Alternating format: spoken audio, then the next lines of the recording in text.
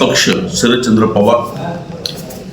यांच्या माध्यमातून संपूर्ण महाराष्ट्रात गेल्या 1 ते 1.5 महिन्यापासून शिवस्वराज्य यात्रा या माध्यमातून प्रदेशाचे नेते अध्यक्ष आदरणीय जयंत पाटील साहेब, आदरणीय संसदरत्न सुप्रियाताई, आदरणीय संसदरत्न खासदार अमोलजी कोल्हे, आमचे आपल्या जिल्ह्याचे नवनिर्वाचित खासदार निलेशजी लंके, रोहिदादा पवार असे तत्सम नेते मंडळी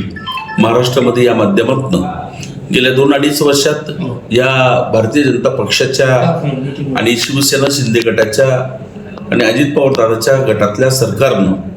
ज्या महाराष्ट्रातल्या संदर्भामध्ये अनेक चुकीचे धोरणं घेतली आणि त्याचा महाराष्ट्राला विपरीत परिणाम व्हावा लागतो, यासाठी जनजागृती करण्यासाठी ही यात्रा सुरू केलेली आहे। या 2 वर्षामध्ये विशेष करून महिला असतील, शेतकरी असतील, या देशात या राज्यातील कायदा सुव्यवस्थेचा प्रश्न असेल, या राज्यातील तरुण मित्रांच्या रोजगाराचा प्रश्न असेल, या राज्यातून गुजरातला गेलेल्या औद्योगिक प्रकल्पाचा विषय असेल, कायद्याच्या भीती न राहण्याबद्दलचा विषय असेल, अनेक विषय आहेत की ज्यामुळं आज महाराष्ट्र त्रस्त झालेला आहे। आणि ह्या सरकारच्या विरोधात चुकीच्या धोरणामुळे झालेलं नुकसान याच्या बाबतीत जनजागृती करण्यासाठी ही यात्रा राज्याच्या विविध भागात जात आहे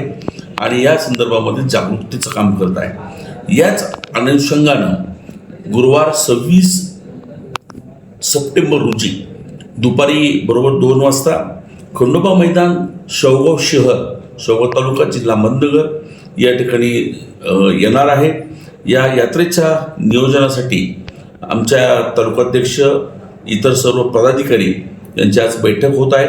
याच्यामध्ये आम्ही या यात्रेच्या स्वागताचं आणि जल्लोषपणानं या यात्रेचं तयारी करण्यासाठी बैठक आज घेतलेली आहे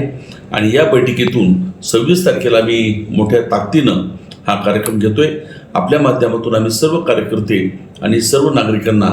या जनजागृतीच्या यात्रेला उपस्थित राहावं असं नम्र आव्हान करतो।